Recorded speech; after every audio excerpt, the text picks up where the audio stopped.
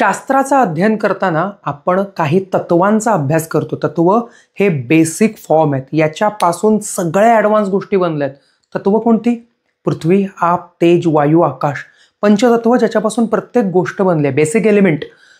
कसं असतं, आपण स्पंदनांचा अभ्यास करतोय की नाही, कुठली स्पंदनं आपल्याला जुळत आहेत, कुठली स्पंदनं आपल्याला जुळत नाही आहेत. स्पंदनं सजीव यांच्याबरोबर निर्जीवांमध्ये सुद्धा असतात.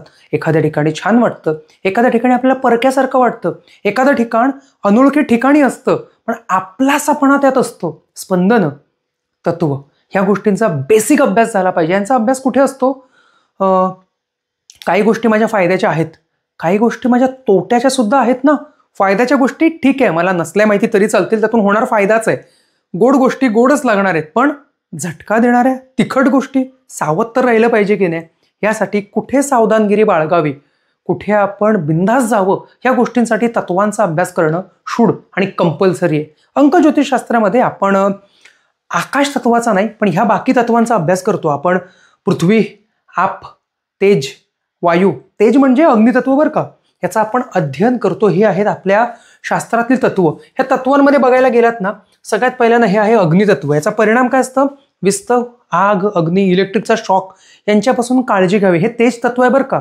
तेज तत्व भाजेल, शॉक लागेल किंवा ह्या गोष्टी आहेत ना, असं नाही की याच्यात माणूस मेलाच पाहिजे, जातोच, असं एकदम एक्स्ट्रीम विचार करू नका. यांच्यापासून सावध राहणं म्हणजे अग्नी तत्वाचा किंवा या ज्या बर्थ डेट्स आहेत याच्यामध्ये जन्म झालेला व्यक्ती असेल, 21 मार्च ते 20 एप्रिल, 21 जुलैपासून 20 ऑगस्ट आणि हा 21 नोव्हेंबर ते 20 डिसेंबरपर्यंत, इयर एंडपर्यंत याच्यामध्ये एखाद्याचा जन्म झाला असेल, त्या व्यक्तींनी यांच्यापासून काळजी घ्यावी. म्हणजे ज्या गोष्टींपासून शॉक लागू शकतात त्या गोष्टी नीट काळजीपूर्वक बघाव्या. खात्री बाळगावी. एखादी गोष्ट रिपेअर करताय तर पहिल्यांदा फ्यूज काढलाय का बघा. काढलेला फ्यूज खिशात टाका, फ्यूज पिशवीत टाका आणि मग कामाला जावा. माहिती आहे ना तुम्हाला, फ्यूज काढला तिथेच ठेवला. वायरमन काम करत होता, एकाने फ्यूज लावला, वायरमन गेला. का? काळजी बाळगणं. सावध तो सुखी, बाकी काहीच नाही. जेव्हा तुम्ही जाणार आहात तेव्हा जाणारच आहात तुम्ही, त्याची काळजी नाहीये. काळजी ही आहे की याच्यापासून तुम्हाला हानी होऊ नये. तुमचं नैसर्गिक आयुष्य आहे, याच्यात कोणती बाधा येऊ नये, यासाठी ह्या बाबतीतून सावधगिरी बाळगा. सावध तो सुखी हा मंत्र नेहमी लक्षात ठेवा. सावधगिरी. समजा चुकून तुमचा याच्यामध्ये बर्थ डेट असेल आणि तुम्ही एखाद्या टीम लीड असाल, तर तुमच्या टीमला या गोष्टीपासून वाचण्यासाठी काय करता येईल? समजा तुम्ही एखाद्या प्रोजेक्टवर काम करताय, प्रोजेक्टमध्ये कुठलीही वायर मोकळी राहणार नाही. लाईव्ह वायरला लाईव्हचं तुम्ही बोर्डिंग कराल किंवा तिथे मेन्शन कराल. ह्या गोष्टींची शक्यतो काळजी घ्या. तुमच्या घरात, तुमचं घर पण एक टीमच आहे की नाही, त्याला सुद्धा असंच वाचवायचं आहे आपल्याला. या गोष्टी तुमच्या मुलांमध्ये, पत्नीमध्ये, वडिलांमध्ये ज्या गोष्टी असतील तर यांच्यापासून काळजी घ्या, असा त्यांना सावधगिरीचा इशारा पहिल्यांदाच द्या. सावध राहतं, आधी सूचना तरी मिळेल. पुढे बघायला गेलात तर याच्यानंतर पृथ्वी तत्व. याचा परिणाम काय की मला जनावरांपासून त्रास आहे का, किंवा चालत्या वाहनांपासून धोका आहे का? पृथ्वी तत्व.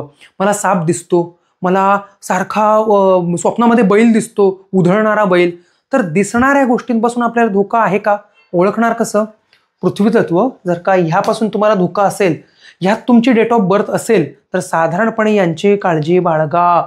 21 ऑगस्टपासून 20 सप्टेंबरपर्यंत, 21 एप्रिलपासून 20 मेपर्यंत, या 21 डिसेंबरपासून 20 जानेवारीपर्यंत ह्या गोष्टींपासून सावध बाळगा म्हणून सांगितलेलं. काय बिघडतं? घरात कुत्रा पाळलाय, कुत्रापासून सावध राहा. कदाचित आपला नाही दुसऱ्यांचा येऊन चावून जाईल.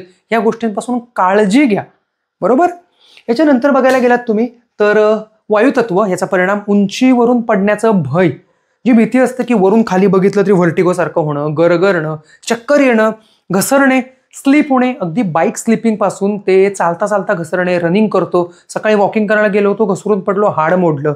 बाथरूममध्ये आजोबा घसरले, हात मोडला, खुबा मोडला, माणूस बसतो. एकदा हाड मोडलं ना, माणूस नैसर्गिक रिपेअर होत नाही बरं का. काहीतरी त्याच्यात कमी राहतेच. ज्यांचे हात फ्रॅक्चर झालेत एकदा त्यांना विचारा, मुद्दामून प्रेमाने विचारा, ते सांगतील तुम्हाला. वायुतत्व यांच्यापासून काळजी बाळगा. बघा, माझ्या असे बरीच लोक ओळखीचे आहेत ज्यांनी बरीच डेंजर कामं केली आहेत, शेती केली आहे, उपटसून सगळे धंदे केले आहेत, पण मरेपर्यंत एक पण हाड त्यांचं मोडलं नाही. खडखडीत लोक. मी पण, माझं आत्तापर्यंत तुम्हाला बोलेपर्यंत एकदाही कुठलंच फ्रॅक्चर झालं नाही. ऑन द सेम टाइम माझ्या शाळेतलेच मित्र होते ज्यांचं 7वीत हाड मोडलं, 8वीत, 10वीत, 12वीत कुठेतरी काहीतरी झालं. वायुतत्व. काळजी बाळगा.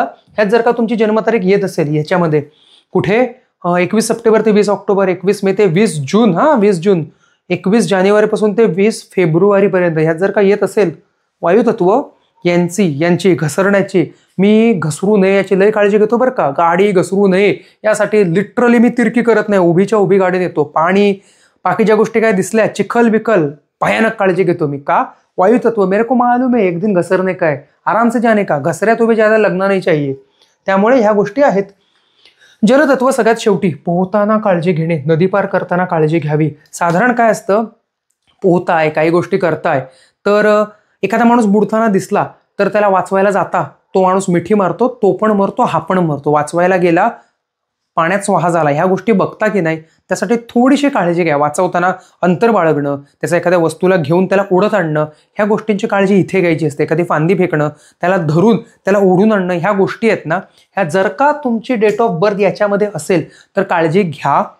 कोणाची असेल तर त्याला काळजी घ्या म्हणून सांगा, सल्ला द्या. ही आहेत पुण्याची कामं. सल्ला देणं, एखाद्याला सांगणं एखादी गोष्ट, इथे खरा ज्योतिषी पुण्य कमवतो. जर तुमच्याकडे एखादी पत्रिका ॲनालिसिससाठी आली, हे बघा, सावधगिरीचा इशारा त्याला ऑलरेडी द्या, किंवा ह्या गोष्टी त्याच्या नजरेसमोर येतील अशा गोष्टी त्याला ऑलरेडी सांगा, जेणेकरून माणूस बेसिकली मेंटॅलिटीने सावध राहतो आणि त्याचा फायदा होतो. ही होती तत्व.